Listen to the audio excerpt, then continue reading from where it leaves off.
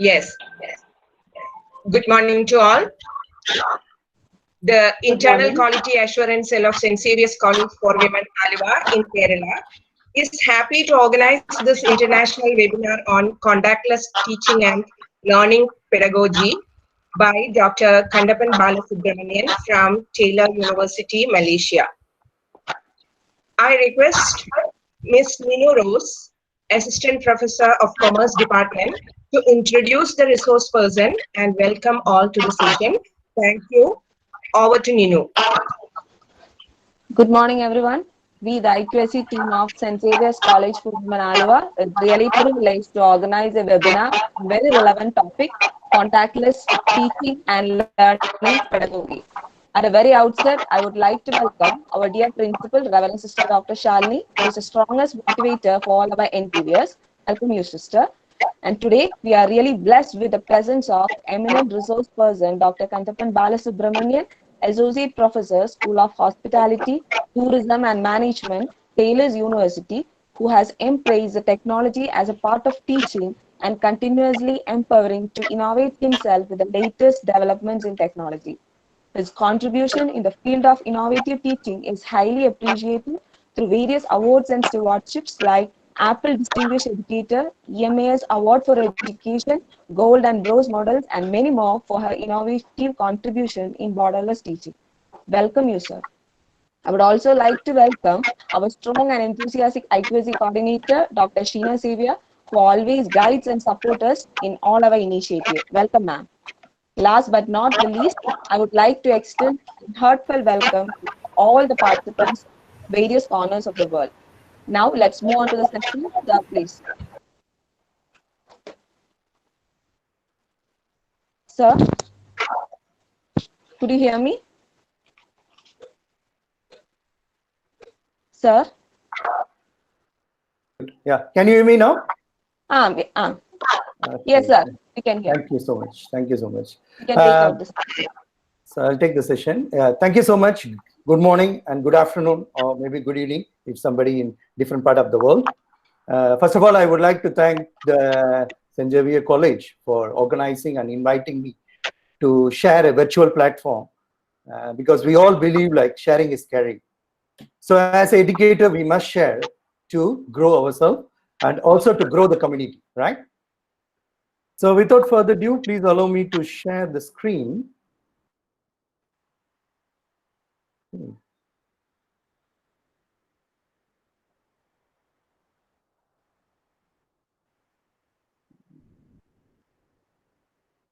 I'm sure everybody can see my screen now. Is everyone can see the screen? Yes, sir. Okay, thank you. Okay, before we move on to the session, okay, there are some housekeeping like virtual housekeeping rules. Can someone is speaking? Can you please mute yourself? Yeah, I just would like to highlight some of the ground rules, or what we call it as housekeeping whenever we do a event, physical event. So it's a virtual housekeeping. So make sure your video also is turned off. I think during the session there is no need for video, so that the bandwidth of the people can be better. Because if everybody opens the video, probably it can become a disruption for the people who are using a low bandwidth. Number two, probably you can keep your microphone, the mic off, mute. Please mute your mic. And if you are not able to follow me, or maybe my instruction is getting stuck, please stop me at any time. Okay, any one of you, even the organizer. If you see my voice is not clear, please stop me so that I can recap the sentence of maybe what I'm continuing. So before I proceed, I would like to ask the audience and also the organizer, is the audio is clear and audible? Yes, sir. Please go on. Yeah, I think there are some people too. I think they didn't unmute. I think, sorry, they didn't. Sorry.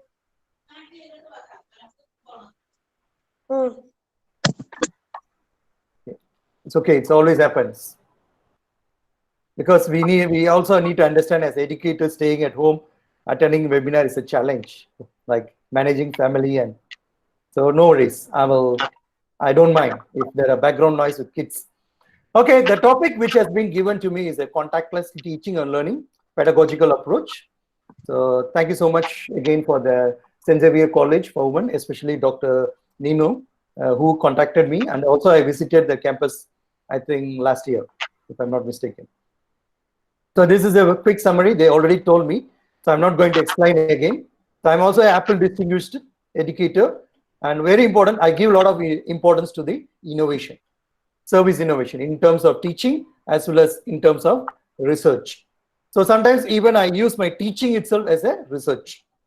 For example, even the current scenario, you have been doing webinars to your students online. So why not you do a study on students' experience or challenges and maybe the constraints or challenges and difficulties they have faced during this transition of learning. So that can be a wonderful study actually. So I think Dr. Nino as organizer has already shared you. During my session, you can always try to put your questions. The link is there. People, I think everybody have a smartphone. I think just open your scanner. You can keep it open in your mobile. So that during my session, if you want to ask any question, post your question with your name and maybe institution. Easy for us to recognize you, because we cannot appreciate you physically.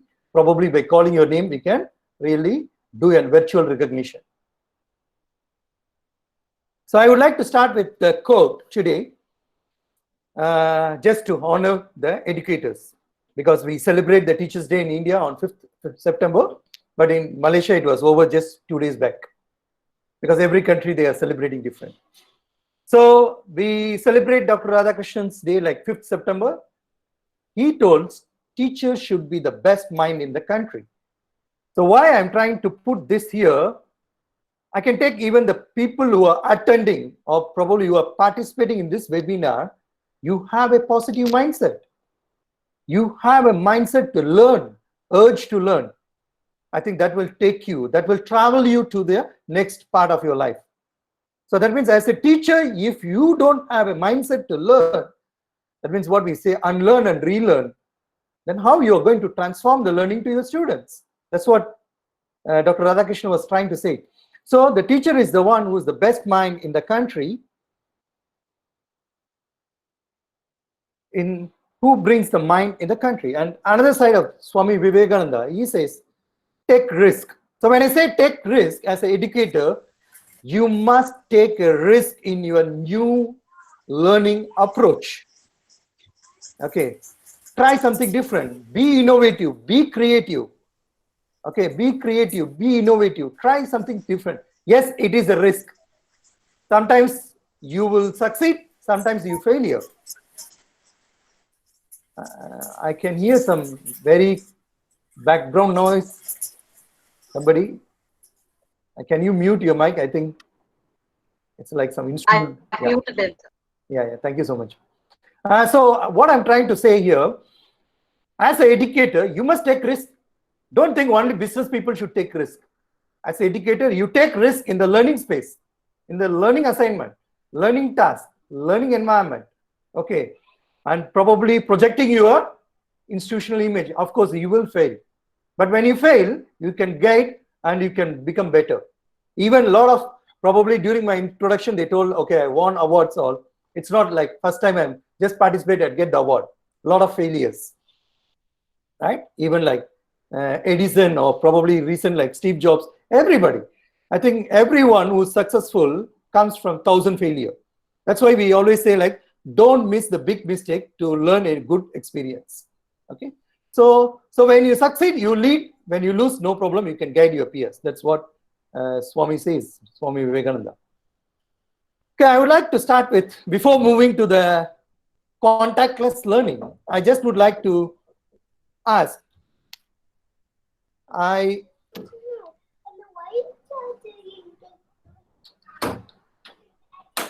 sorry. Before we move on, why there are a lot of paradigm shift happened in the teaching and learning during 21st century? So now we are not talking about pandemic now. We are talking about like last maybe 10 years or one decade. So much of transformation has happened in the learning. What is the reason? Can I ask maybe one or two participants to tell me what are the reasons? Maybe you can unmute your mic and say, maybe 2 or 3 participants. Students' expectation is more. Okay, students' expectation is more. Very good. Thank you so much, man. Anyone else, please? Students who are born in technology era. Okay, they are born with technology. Okay, digital. Okay, thank you. Okay, the one reason. Okay, that is another. Yeah, as I totally agree. The attention is changing in the digital age. Am I right? So that means all these people, they are no more like mindfulness. So when you see our Asian period of education system, what we call industry revolutions, what we call institutional revolutions, the Asian period, when we say education, it is done only through demonstration. For example, the fire. How to make a fire, you cannot have a book or you don't have a video to watch those days. Only people will show demonstration skills. Okay, that's nothing but we call it as development of society, right? So that's where the development of society. From there, the next revolution came where it is, I can say it's, when I say even the development of languages. From there, we moved to the scripts, right? Different scripts started coming in. Then from there, third in the education revolution, we can call it as a development of mass production, printing medias. This is where a lot of books started coming in. Even distance learning started coming in. That means the printed book will come to your home. But if you say now, it's all online distance learning. You cannot expect them to send the physical book. I still remember one of my master's program from Pondicherry in early 2000. That is Masters in Human Resource Management. The moment you register, you attend the class, they will send the learning materials by postal. I think most of the teachers here might have experienced that. But what is happening now? A lot of changes is happening, right? But we need to understand that reading has not changed. You see, even the revolutions are happening there. Expectations are changing, as one of the madam was mentioning. But the task is not changed. Only thing, the time the reading, the learning was through the eye contact. Okay, then it moved to written form. Then from there, it come to the printed form, but no more on visual impact. That means I can say maybe reading books, e-books, now maybe digital books, probably now virtual realities, right? So this is one of the reasons. I just would like to say, yes, there is also change in the learners' expectation they mentioned. So the picture on the left-hand side, it is nothing but Malaysia's higher education, but I can say it's a global education system. How from 1.0 to 4.0 transformations have happened. For example, those days only teacher is the one way of communication. That means the knowledge comes from one side. It's like going to a church, going to mosque, or maybe going to your temples where the priest will give the knowledge. But now it's not like that. So 2.0, it's where the technology started coming in, revolution started coming in. So what happens slowly, there is that learners become a receptacle of knowledge. That means they started asking questions, responding. Okay. And also I can say OHP sheets, the projectors those days. And from there, we moved to the higher education 3.0, which we brought a lot of project-based learning. We brought a lot of what we call it as project-based, or maybe sometimes they also call it as OBL, outcome-based learning approaches. Okay, a lot of things. This is where teachers become a facilitator. So initially, teachers become like a priest. Okay, then he moved to the shift. Then third, he became a facilitator. But what is the role of the people now? He becomes a mentor, coach. You are no more like instructor, like 2.0. You become a coach. So as a coach, your role is to see the learning is happening. And whenever there is some team is not doing, some students are not doing, you go and help them. And bring the social world into your classroom. Open up your classroom. Don't keep between your four walls. Okay. So I put the point form, whatever I explained is change in technology. because personalization become a key, seamless experience. It's not only when you travel, the people are looking for tourist seamless experience, especially Kerala, it's well known for tourists, right? God's own country. So when the tourist comes to your country, you expect a seamless experience. But what kind of seamless experience we are providing in the learning space is important too. Then I'm going to focus on formal, informal, yes, rise of blended learning, collaborative learning, then flipped classroom, so many terminologies. Okay, e-learning, online, digital learning, distance learning. Sometimes it all looks same, but there is a slight bit of difference.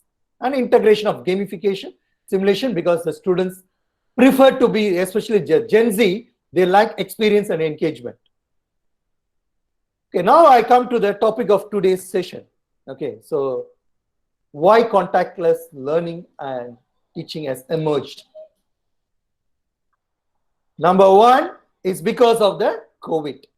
The COVID started in Wuhan, in China, and slowly it started growing every part of the world. But even though the COVID is having an impact on human life, impact on economical crisis, having an impact on liquidity, on oil crash, so many financial constraints. But I'm looking on the positive side of the COVID, especially in our industry, especially in our profession, education, because the learning never stops, because life never stops teaching us. So the learning has to continue. It is a continuous process, right? So what can be done? I think that's COVID, but what we learned from the past, when Ebola happened in 2014 to 16, they didn't take this much of transformation in the country, even in Africa continental. They didn't focus this much of transformation. But now you can see within 2 to 3 months, you can see so much of transformation, so much of webinar, so much of knowledge sharing. Why? Because we learn from the past experience. For example, tsunami, flood, even in Kerala, a lot of virus, right? So the past, how Kerala become a benchmarking for this corona, because they already experienced previous virus, right? So that's why we always learn from past. So what happened during Ebola? They didn't take this much of effort. After 9 months of shutdown, the students don't want to come to campus. Increase in sexual harassments, exploitation, then crime ratios, because survival, okay, because the people are not there to learn. That's why what happened now, the people, especially this time, UNICEF and UNESCO, a lot of United Nations, they started doing a lot of collaborations with the respective countries' Ministry of Education. So one of the example in Macedonia, what they have done a collaborative between the Ministry of Education and Science with the Bureau of Development of Education.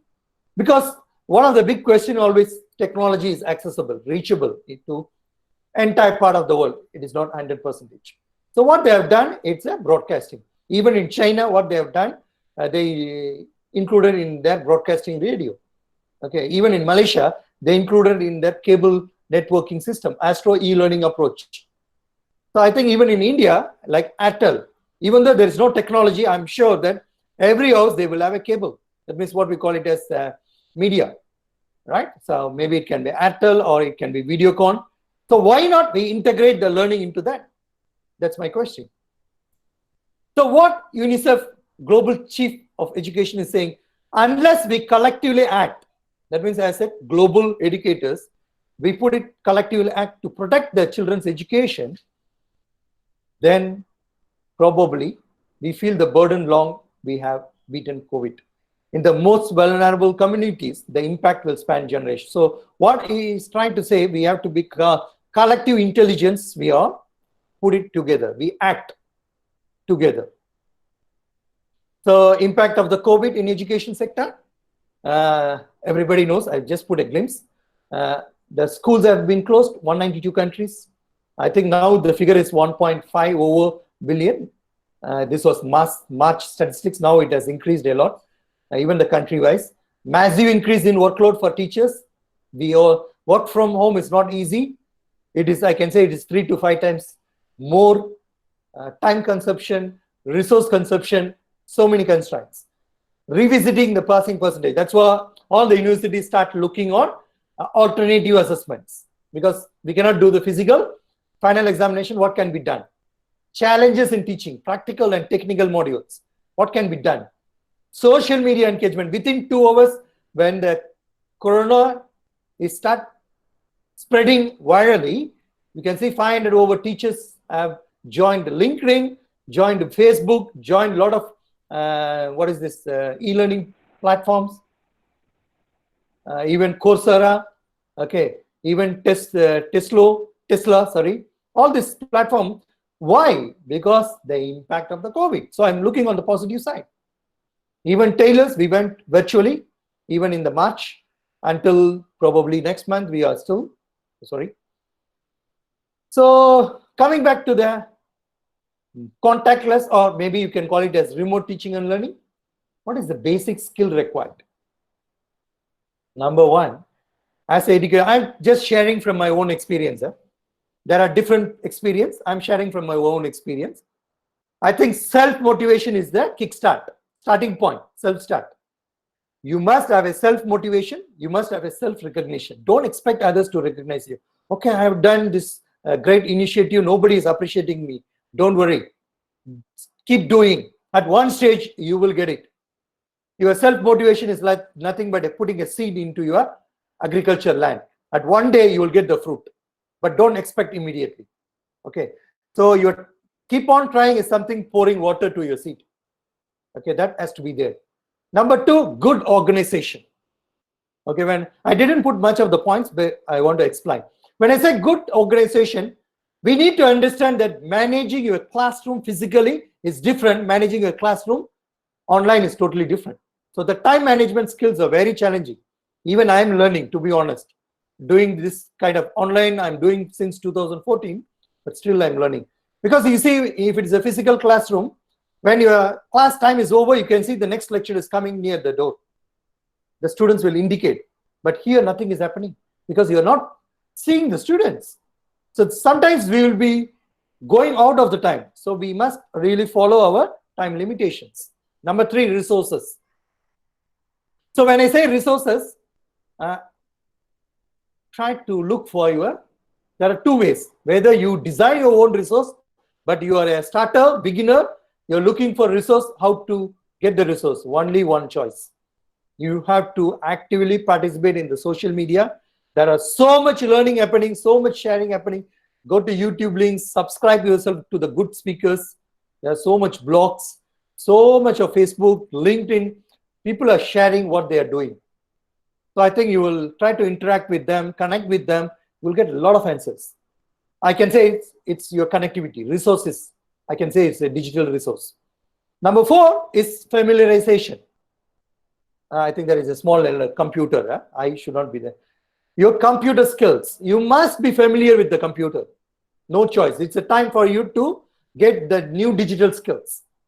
Internet is very important. Okay, so whether you have low bandwidth or high bandwidth, doesn't matter, but still you need accessibility. So these are all some of the points. I just stop here. Is there any question? Because it's not fair, like keep continuing. I can take maybe like, is there any questions? You can still post in the chat, which I have shown the link, given the link. I'll be happy to see the link.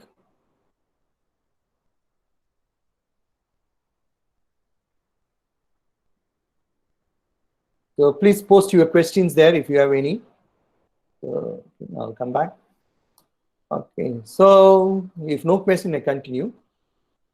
So very important. This is very, very, very important.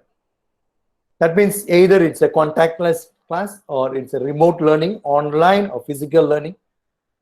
If you want to keep your learning space more active, more vibrant, okay, more engagement, you must know your learners.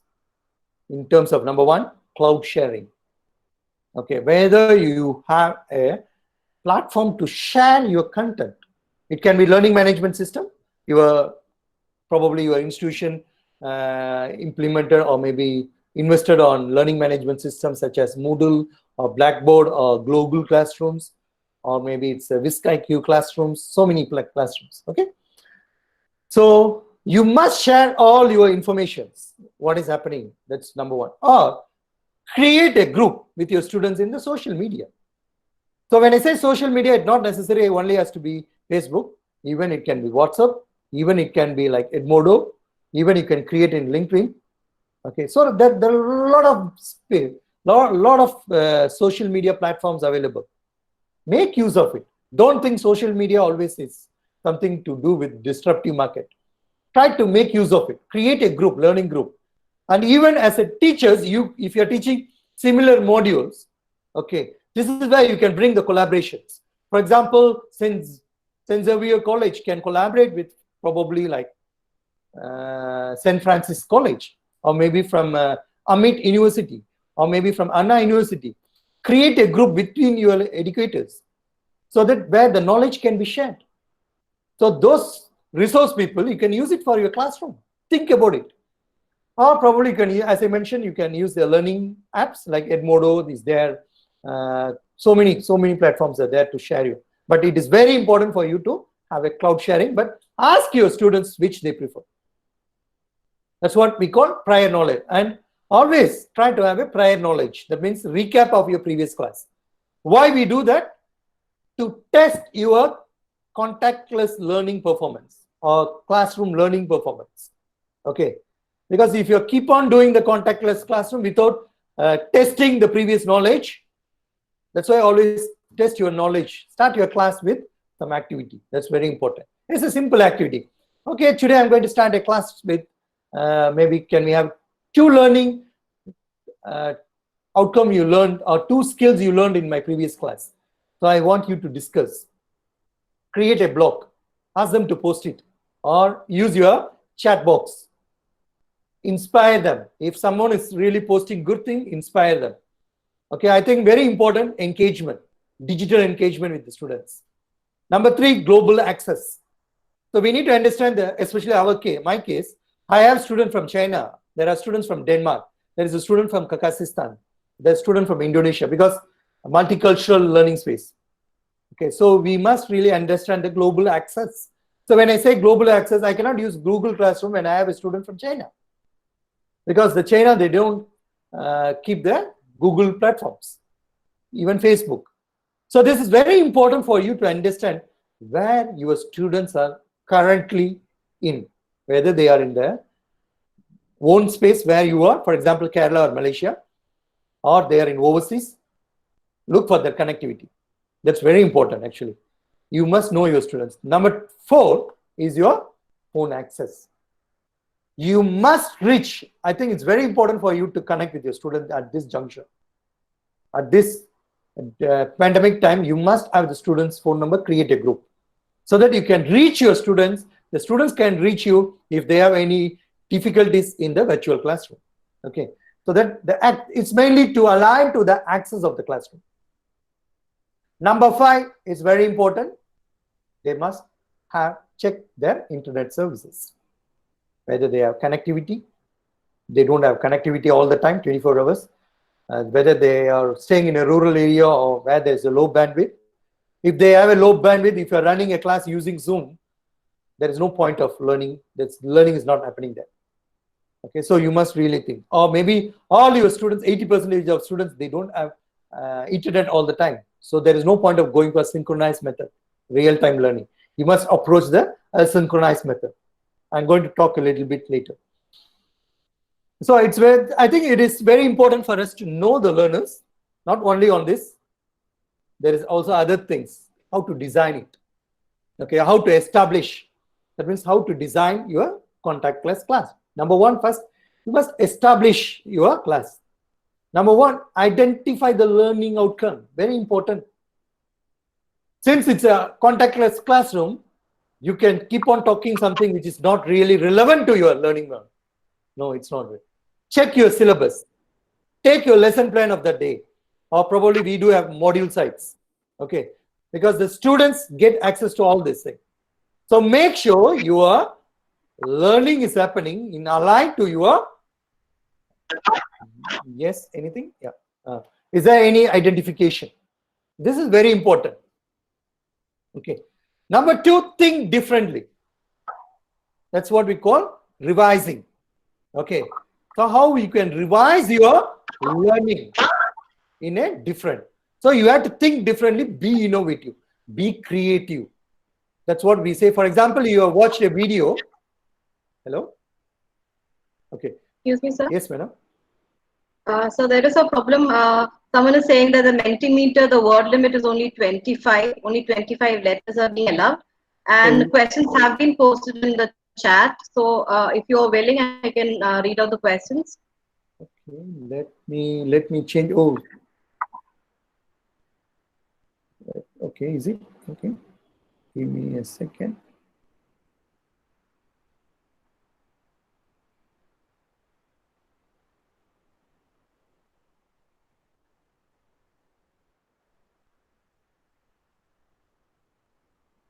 Or they can enter only the.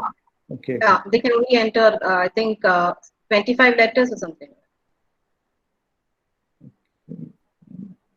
Okay, no problem. From the chat, I can take it. Okay. I will try to rectify this later. Thanks for notifying me. You can go back to the PowerPoint. Yeah. So coming back to the designing, number two, think differently. So what I'm trying to say here, when you watch a video of some educator who have incorporated maybe like social media in their classroom, not necessary you have to apply the same concept. Co-create yourself. From that creativity, how you can co-create in a different, according to your learners, probably that approach for him. So you have to be really creative and make sure the learning is always on. Learning is happening always. Number three, implementation. Okay, so, okay, I have a learning objective. I have started thinking creatively. Okay, I'm going to use social media. I'm going to use video-based, or probably I'm going to use a pool. Okay, so what are the ways? Think of learning tasks. The number three is think of learning tasks. That means when you design an assessment, it is a formative or it can be summative.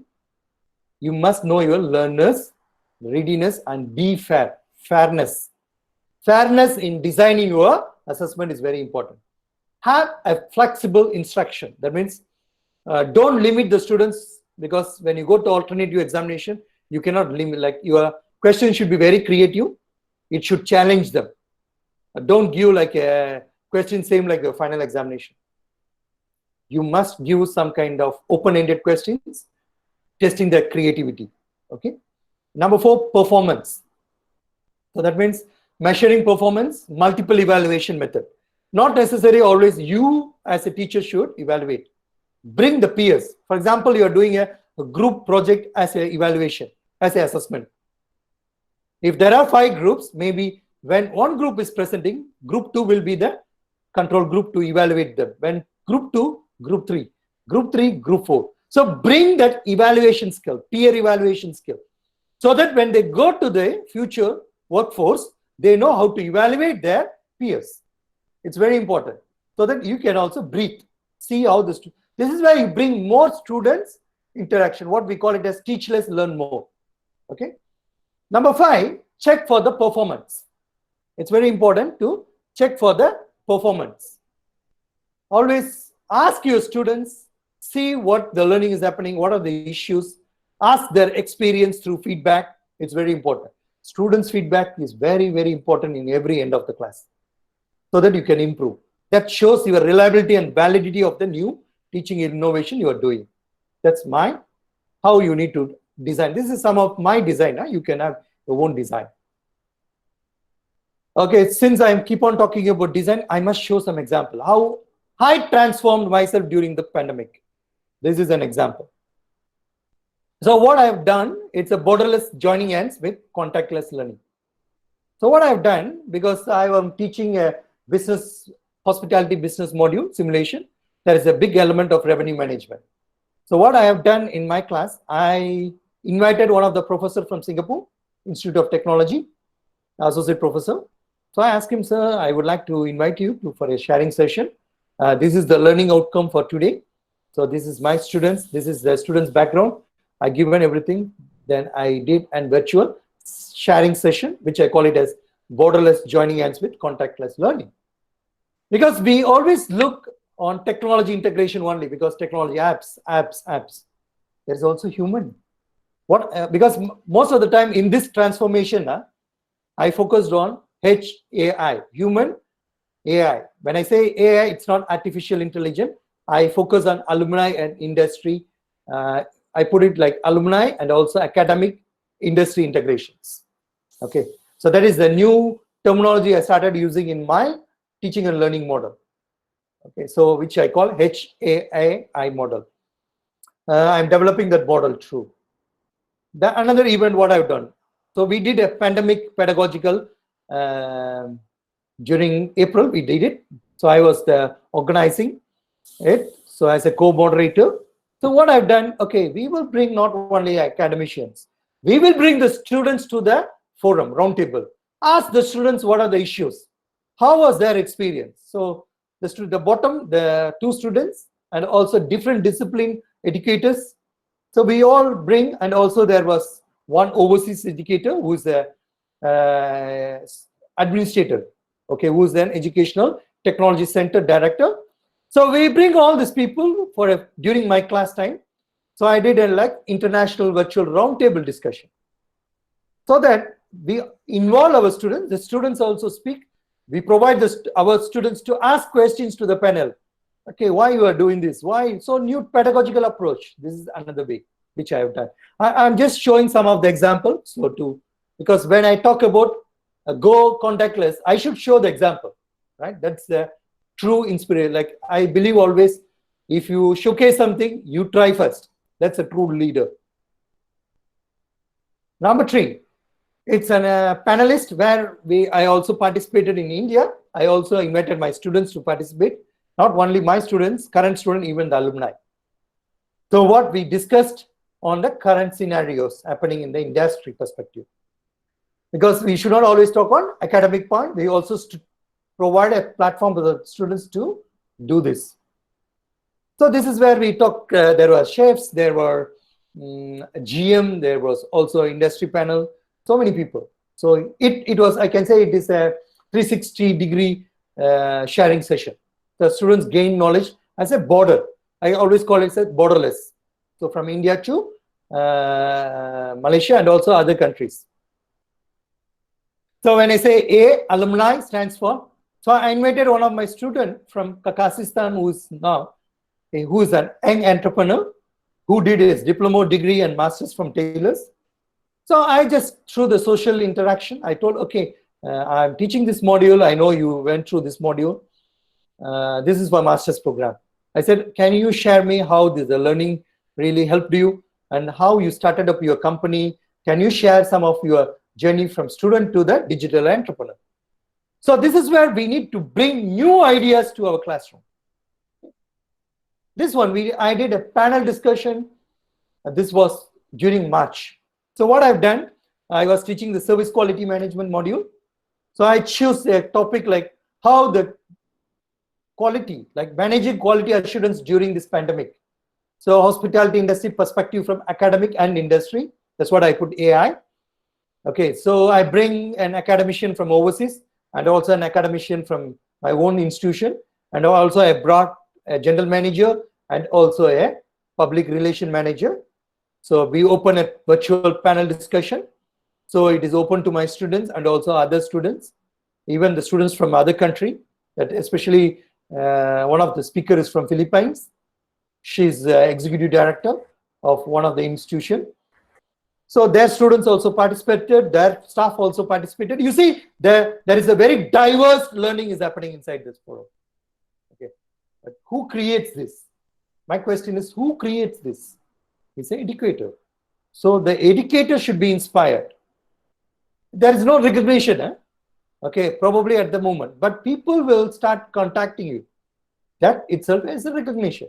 When you get a new network, new connection, okay, that can help you for collaborative classes, joint research opportunities, maybe students mobility programs. I'm just sharing the thoughts, okay.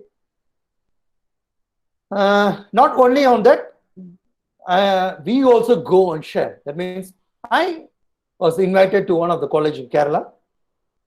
Mahatma Gandhi University, everybody knows that. Okay, the new technology and travel revolution in the digital age. So this is where I am going to the another institution sharing. I am also asking my students to participate and also their students to participate. So this is where we start talking on the borderless classroom approach. Okay. So this is one of the model which I'm working on. This is very I'm still in the developing stage. Probably during the Q&A, if you have some questions, your questions can trigger me. Probably it will help me to rethink the model. So whenever you go contactless or online or new approach in teaching and learning, the first thing you should think is, what is your module or subject? We call it in India subject, but in Malaysia we call it as module. What is your model design pattern? Is it theory or practical? That is the priority. Number 2, know your students, as I told you, learners, readiness, and ask your student which platform they prefer. That's very important. You design everything, at last the students are not able to access. Your total energy is gone, right? So the first important, after that, knowing your learners, innovation, innovation first, then knowing your learners, readiness, preference, everything, then we come to our learning management system. Are you going to campus learning management system or you are open to others? That's the second question. The question number 3. If it is a campus learning management system, no choice, you have to really follow the guidelines. It can be Moodle, it can be Blackboard, it can be Google Classroom or customized. I'm sure every institution, once they have a learning management, they will have a guideline. So you have to follow. But after this, it is left to you to decide whether you want to do asynchronous or synchronized. This also you can ask your students for feedback, knowing their bandwidth, accessibility, connectivity issues. So after whether you're going for campus or you're going for non-campus or blended approach, next stage, you're going to choose what type of model you're going to follow, whether synchronous or asynchronous. I think we all know what is synchronous. It's a real time, what we are doing now.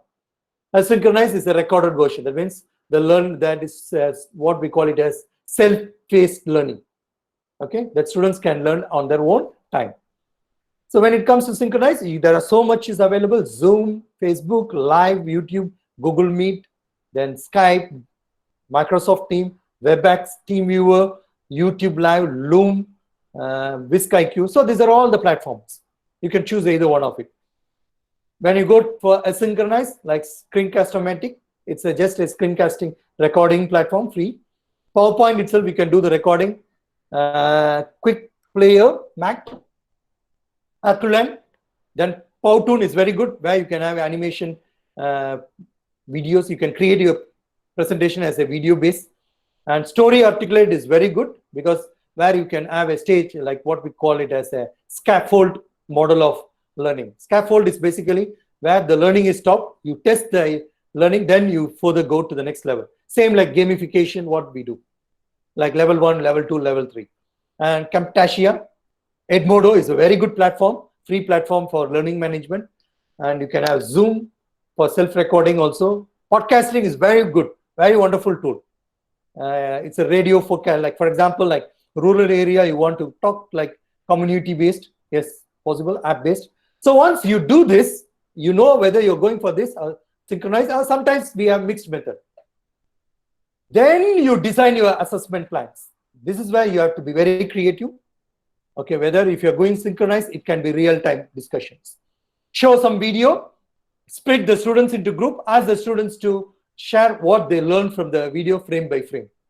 For example, you say, okay, video frame from minute 0 to 40 seconds, group 1, 41 seconds to, so that every student should watch the video.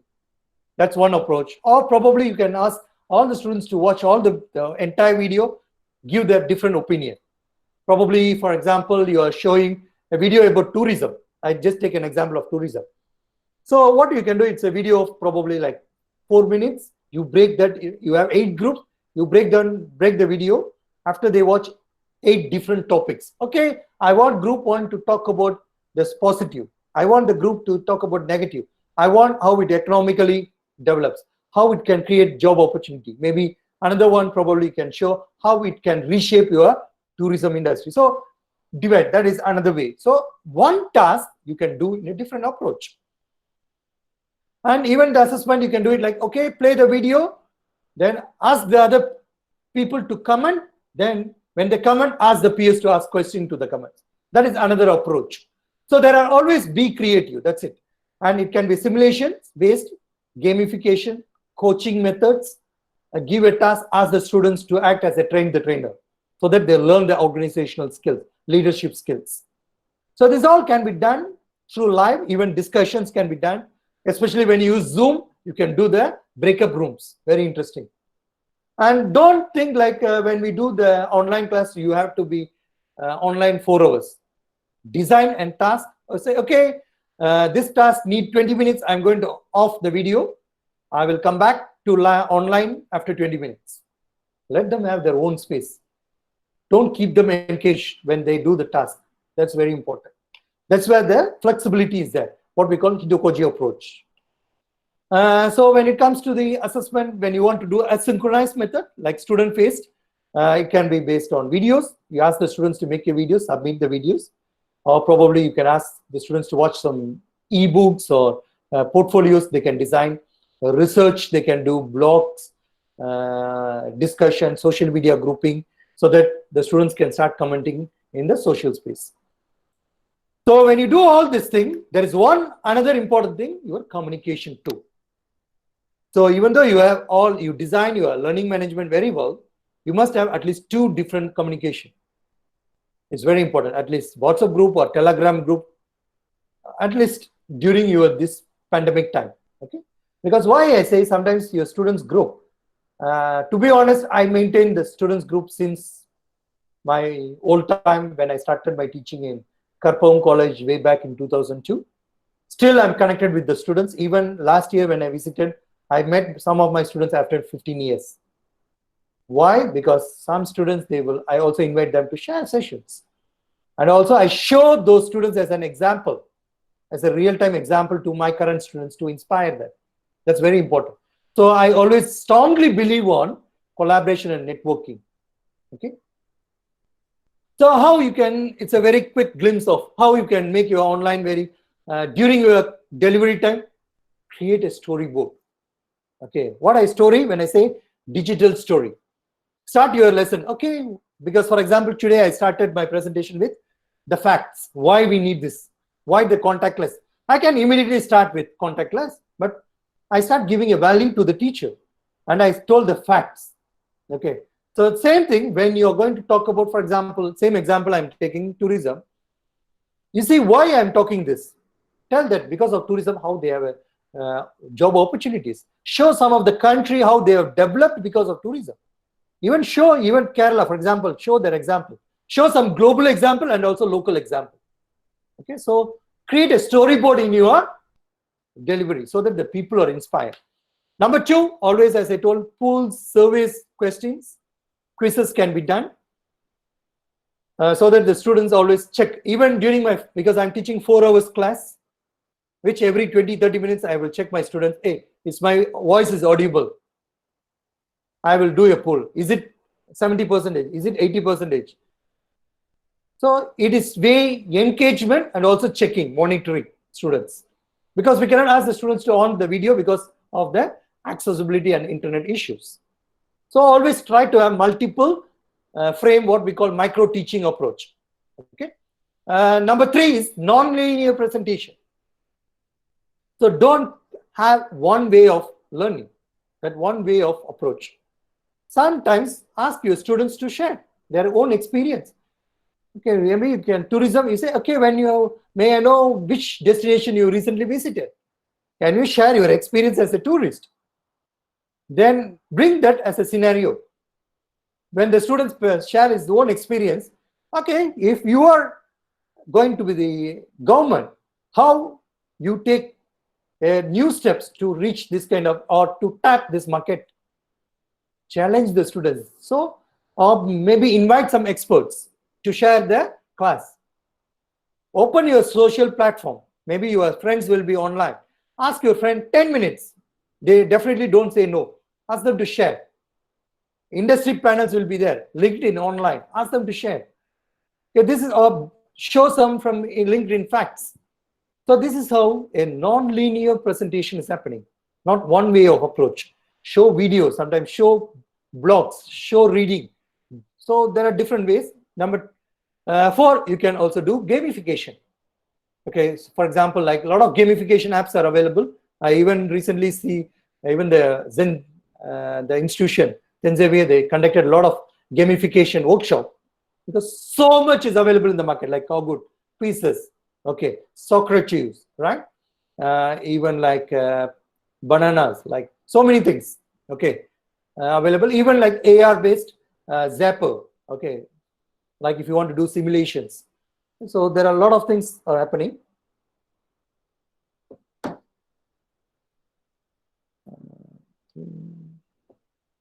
Going back. So it's basically the new learning approach. It's a time to be innovative. It's time to be innovative. That's very important. Number 1.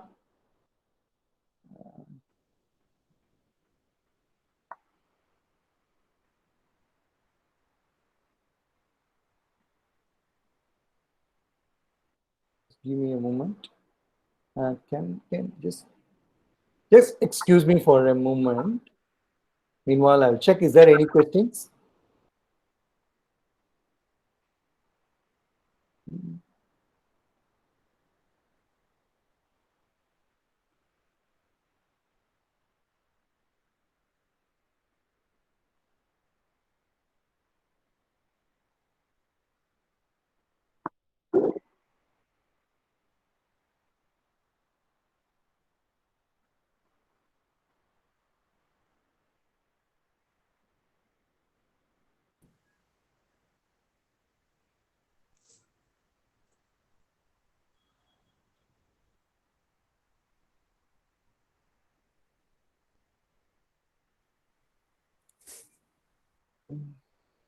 Sorry, just one emergency call. Sorry for it.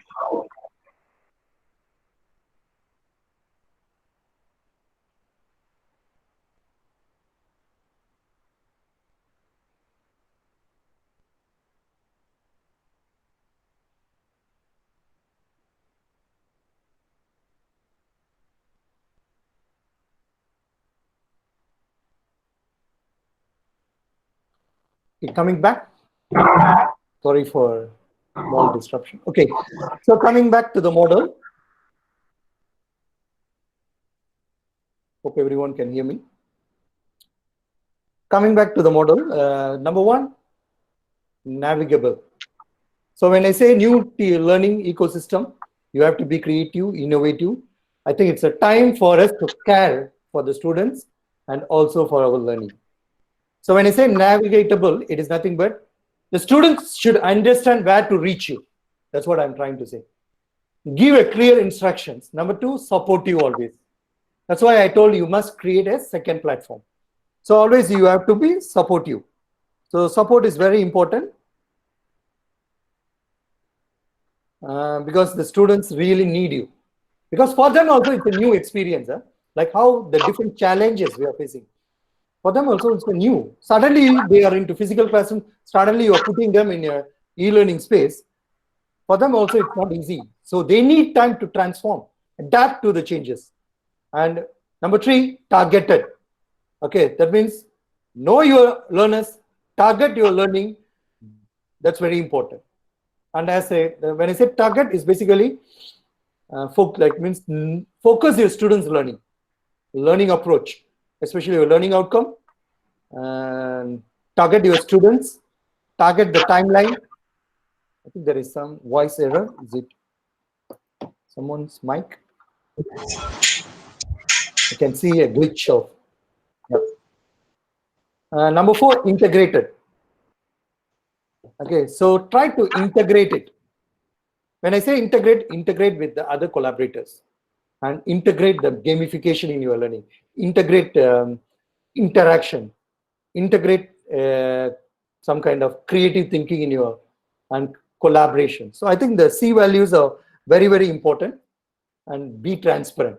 For example, if you are failure in the learning, trying something new, you are failure, just accept it. Be transparent. Nothing wrong. Instead of selling, giving some wrong information,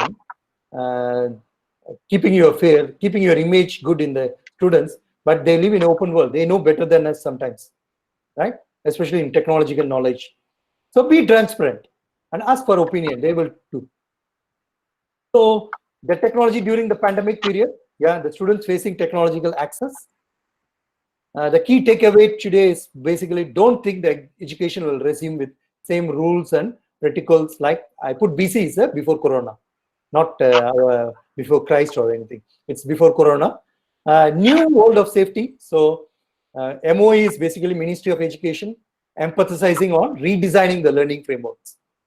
So what are the things can be done in your redesigning space or redesigning your learning system? Engagement. Give more importance to engagement. Student engagement is very important. And also interaction. Okay, so that means when I say interaction, create a space for interaction. That's very important. And be collaborative. That's very important. And very important, check your students' presence. Okay, that means this can be done only when you do a lot of tasks like pool, put some question, open-ended question, ask the students. Sometimes even you can ask some general questions and have novelty. That's very important. Don't one of the very important thing, ethics. So even though it's online, there are some ethics should be followed. Don't copy others. Very important. You can copy the concept by redesign. If you're copying, try to give the attribution. That means cite them. That's very important. And checklist and alert the learning. That means beginning of the classroom, tell, for example, you are having some learning task the day. You tell, okay, students, make sure you have downloaded this app. You have pen and paper. We are going to do a chat-based assessment. You have a recording tool. So it's very important for you to indicate the students the checklist, alert them, so that when you launch the task, they are not panic. Okay.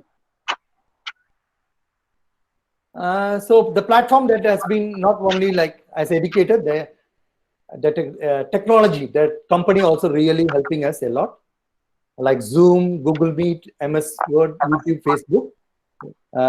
For example, when you take Zoom, it empowers the student, like teachers, to self-manage the classroom. Okay, you can manage the entire classroom. You can have breakout sessions, everything. So you can really manage. And also, what I do in my classroom, I also involve the class representatives to be a co-host, so that we will have a waiting room. The co-host will acknowledge the students into the classroom. Sometimes this is where we empower the students, so that the students feel proud. So every class, I rotate the co-host empowering students. Number two, it's a Google Meet. It's very good, 100%. It also has the ability to have auto translators. So students who are slow learners or probably technology issues, technology glitches, they are not clear what the lecturers are delivering. They can see in the words on the bottom. Number three, like media, like team, it's more can give you a deeper learning because it is a package. The organizational buy the platform, subscribe, they can really design a very good deeper learning system for you. Number four, YouTube is free. It allows you to have a mass classes. You can have YouTube channels. You can have live sessions. You can create a lot of likes, comments. So this is where the students become more proactive. The reason they have been using this. It's a time for the educators to integrate it. Number five, Facebook, I use a lot in my classroom for sharing contents live, global educators. This is where you connect to the global educator. You see what is happening. There are a lot of groups also for sharing content. If you need some doubts, you post the question, they will give a lot of ideas. WhatsApp is, I think most of us, we use it. It's a mobile-based platform to support low bandwidth. Even the WhatsApp recently come with a broadcasting option up to 50 people. So you can even run your classroom, which has a up to 50 students. You can run broadcasting through WhatsApp. So only thing, when you use WhatsApp, don't use PowerPoint, use the PDF file, so that the file size is very low. Okay, that is the logic behind our low bandwidth. Even India, I think they have taken a lot of things the moment the pandemic came to the practice. I think the homeschool for a ME, like too simple, 3P learning, so many things, so many. To be honest, like there are a lot of learning available in the open source, but we need to choose it. Okay, it is like too many fishes in the ocean, but you must choose your right fish, and you must have a right net to catch your fish. Don't carry a small net to catch the shark, you will be failure. So yes, of course, when there is a new things, there is also a barrier in implementation, because the transformation time, there is also barriers.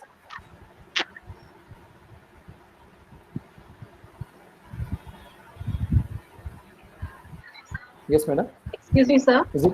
Yes.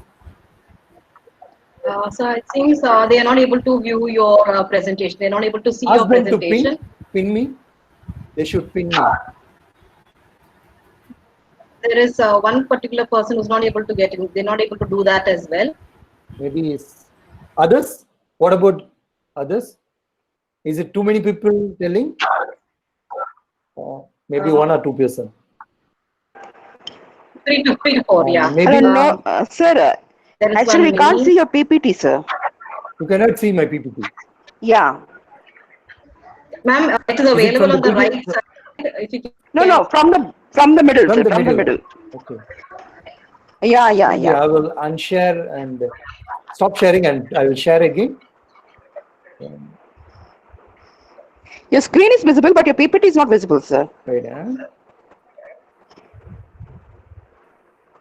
Is it visible now, madam? Participants, No, sir. No, sir. please Still not visible. pin the presenting screen of sir to your yes, they can device. No, it'll take time, ma'am. It'll take time. Just give it a couple of seconds. Is it visible now? No, sir. No, not it. Okay. No, it's not. It's not yet, sir. Okay, give me a second.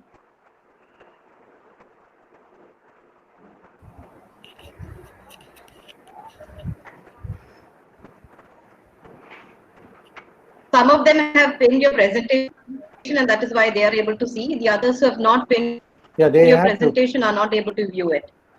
Can you see me now? Yes, sir, it's visible. So you're visible, sir, but not your PPT. That is the problem. Yes, it's fine. It's fine now, sir. My PPT It's not fine. visible. It's okay, Yeah, sir. It's yeah. okay, sir. Now it is. Now it's visible. No. You have to Okay, you have pin to the pin. presenting screen of resource person Then to only your it can do device, it. madam. Please. Okay, I repeat, all the How people to pin, ma'am, actually? go to the participants. You look for my name. Then there is go to the option. There will be 3 dots. You click that, you will see the pin option. Okay, sir. We'll do it, sir. Continue, sir, please. Maybe from where the point, like, is it? It's maybe I can quickly run through the slide. At least I don't need to explain. Anybody can tell me where the screen is lost? Is it from here? Is it visible, everyone? Go on, sir. Yes. Is No, it visible now? Right? No. Yeah. Yes, sir. Please continue. Okay. This is the model I explained to you all.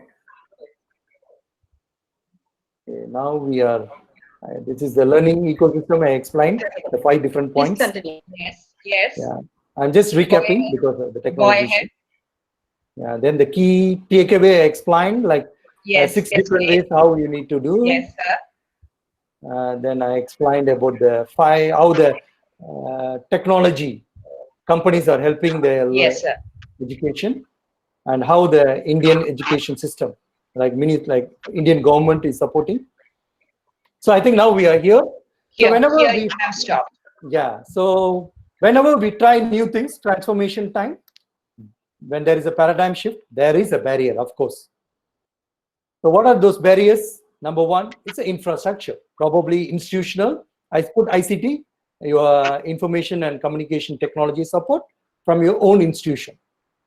Okay, that may be a problem, or probably a learning platforms. Probably your institution all invested on learning platform. That's why you need to look for a free platforms like Edmodo. You can manage it very well. Number 2, you have to be positive, no choice. That means ready for new challenges, even though it's a failure, but accept the crisis, shift in the learning. Okay, so you need to have a positive mindset.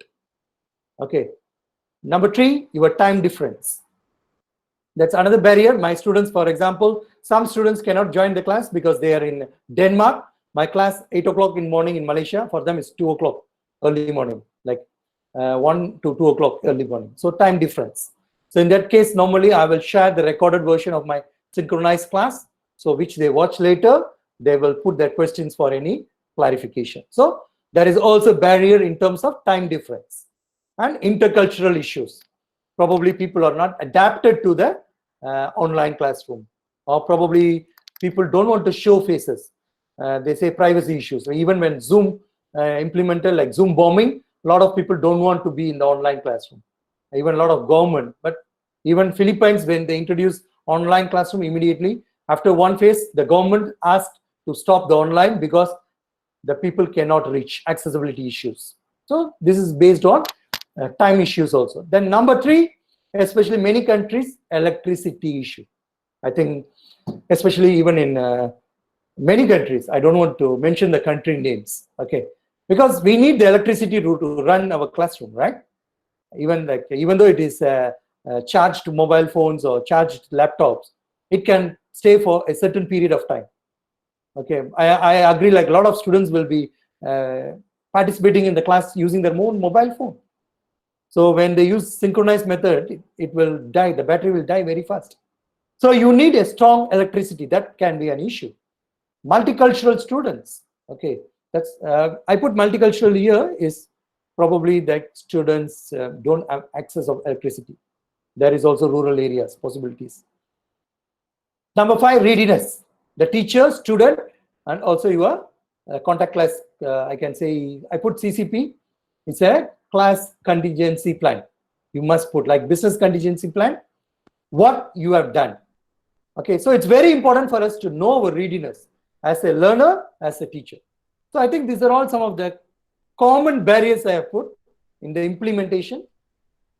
So when it comes to a quick glimpse of how the education and the industry revolution has happened from way back from 1998 to 2020 in terms of forms, philosophy, user, and the system. Okay, this is a quick glimpse I put. It's a e-learning and blended learning. What happened? This is where the online teaching, then what talent management happened, continuous learning, digital learning, but we all now, especially 2020, we all in learning in flow of work. Because now I can say more than your true expertise knowledge, the teachers become like entertainers, creators. I can say learning creators. So instructional designers, right?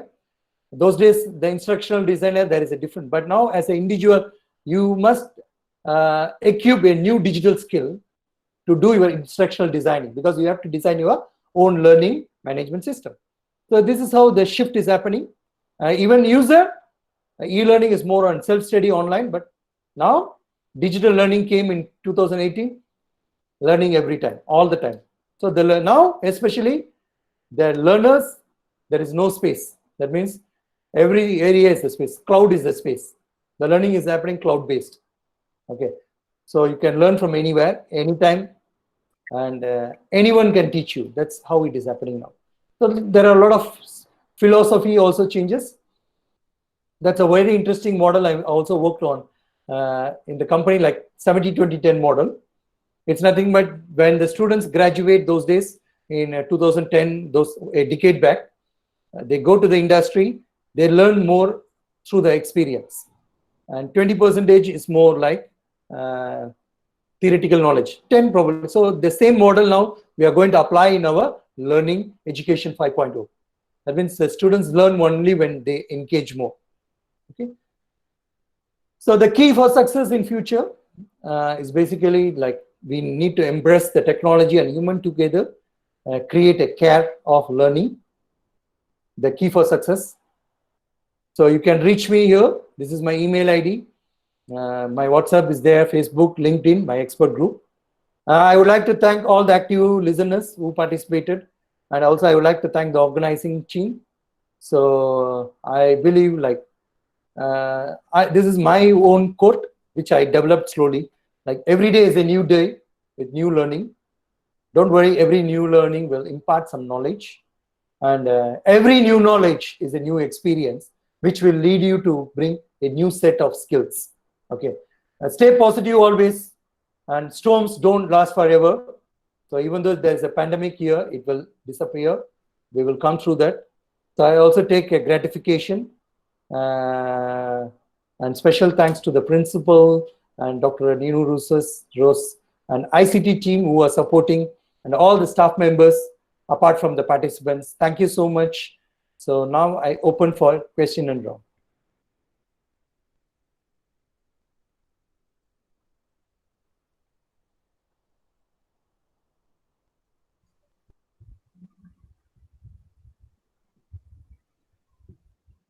Thank you, sir. Some of the participants can unmute their mic and ask questions.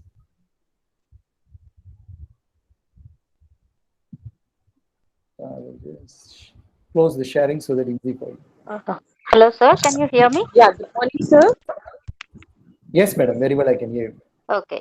This is Dr. Bhuvneshwari from Tamil Nadu. Yes, madam. Please. It was a very interesting and informative presentation. Thank you, madam. As psychologists say, the attention span of the student is 10 to 15 minutes. Less than How that. to keep that? Yes. So how to keep their attention span during this online or contactless class? What is your input, sir, on this?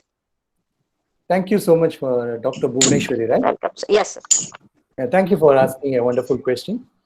Yes, as I told you, it is all in the hands of the educator, the person who runs the classroom. So my simple answer I can give is involve the students in the learning process. Okay, that means take your role not much in the online learning. Ask students a lot of engagement, do a lot of activity, share a lot of experience, a lot of success stories. That keeps the students active. To be honest, like it's not possible for us to bring 100% attendance, the attention, right? Even in the physical classroom, right? But one good thing, at least you are connected to all the students in one screen in the online contactless classroom, which is not, I'm talking on the psychological perspective. For example, if a class of 50, it's not possible for you to reach all the students in the 50 classroom because especially on the people who are in the back rows.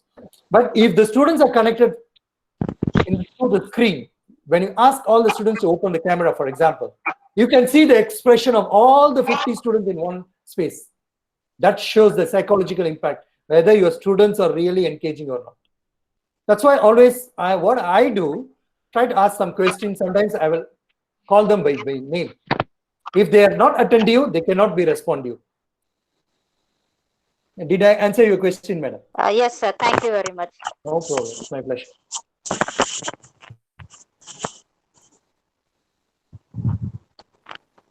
Hello. Yes, madam. Yes. Will technology replace the teacher in this situation?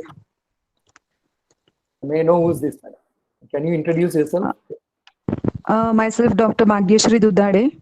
Okay. I'm based in Pune, Maharashtra. Okay, that's great. Thanks for asking a wonderful question. At any cost, the technology will not replace the teachers. But the teacher who don't use the technology might be replaced. The reason is the technology is designed by humans. And even though there are 10,000 over varieties of apps available in the market, but it is you who's bringing that experience to the students. It's not the technology.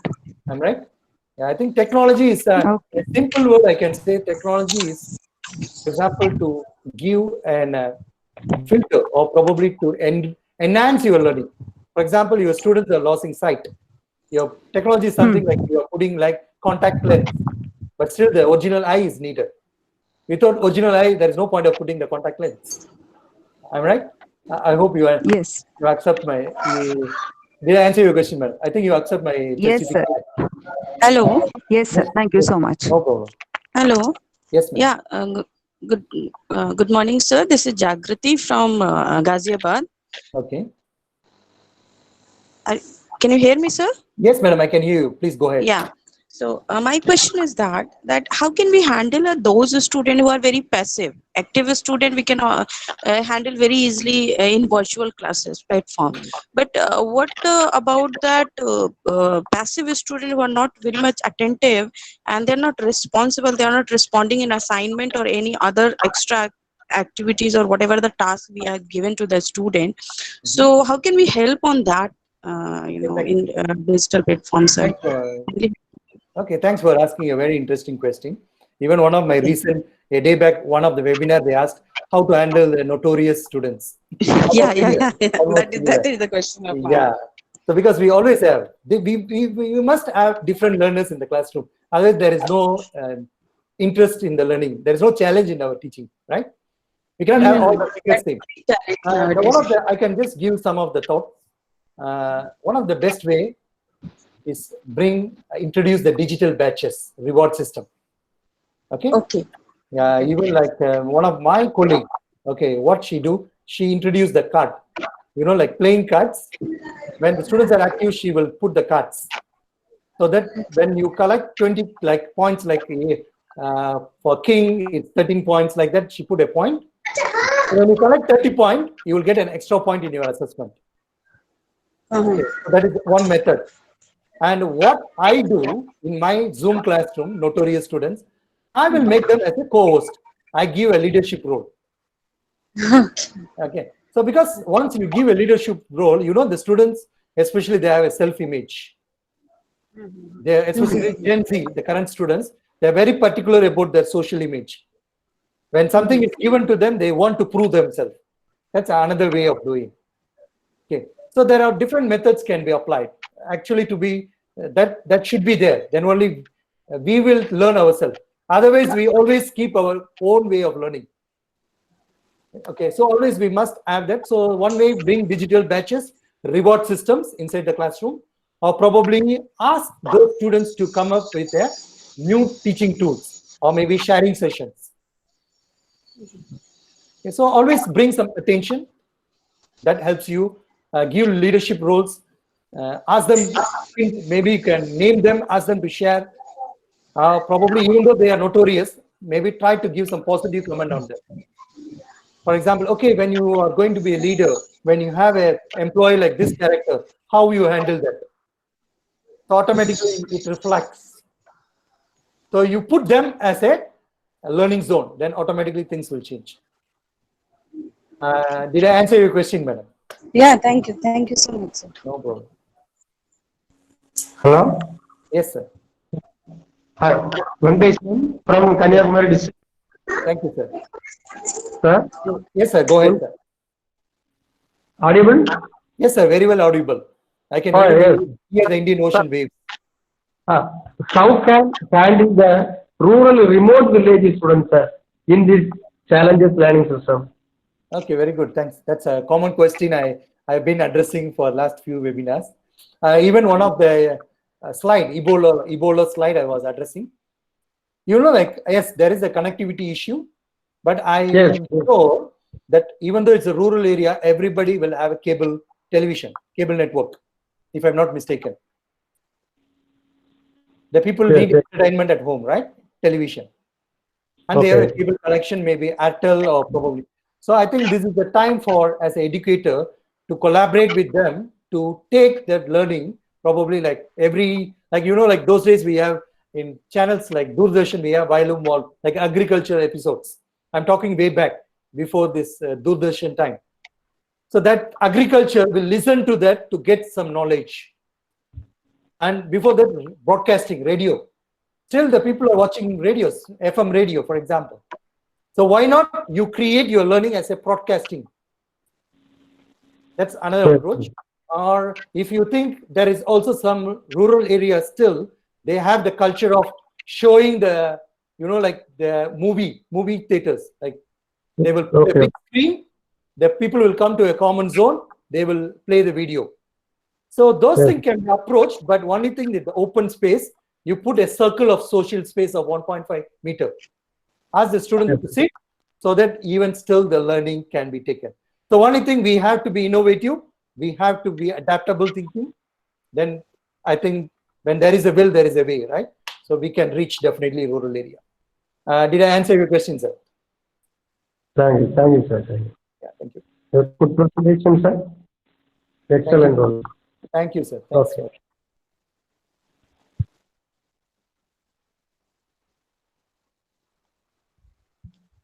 Is there any questions in the chat?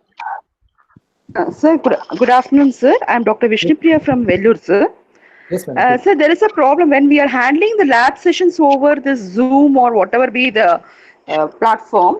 How can we get the students, whatever the practice questions we are given to the students, how can we see their answers, sir? Is there any possibility? Can you explain what is your background, ma'am? So it helps me to relate the example with your background. Sir, say for example, we are giving them some activities, activity sheet, and we are asking them to do the practice the activity sheet and show us the answers. So how can we see their answers, sir? You can create a Google sheet, madam. Google activity sheet, very simple, so that you can see the immediate answer. So there is no plagiarism. But how can we share that Google sheet through when the webinar is going on? Just through the link. That's why I told beginning, you must have a double communication platform with your students. So that's why when technology fails, it's something like two eyes in a face. When one eye got damaged, we still have a visibility. Same thing. So the Google Sheet is a good way you can do it. Okay. Okay, so thank you so much, sir. No problem.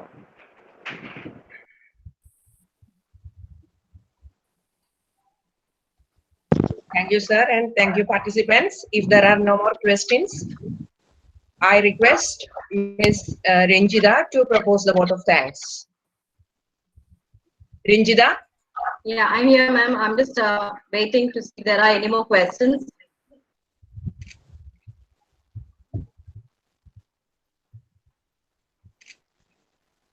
All right. So then, ladies and gentlemen, a very good afternoon to all of you. It gives me immense pleasure to extend vote of thanks to all those who have gathered here on this occasion. Now, the very presence of our guest speaker for the day, Dr. Kandapan Balasubramanian, at today's program, in spite of his extremely busy schedule, is a reflection of the importance that is attached to his commitment. That is something I have to say, to his commitment towards quality augmentation in teaching. Now, we are all inspired by your gracious presence, sir. On behalf of the IQSC team, the entire Xavier family, guest invitees here, and on my own behalf, I would like to extend heartfelt thanks for sharing with this august audience your vision for a contactless education for future. I would like to take this opportunity to express my sincere gratitude to our principal as well. She's not here. Reverend Sister Dr. Xavier, for her unstinted support and guidance throughout. Thank you, Sister.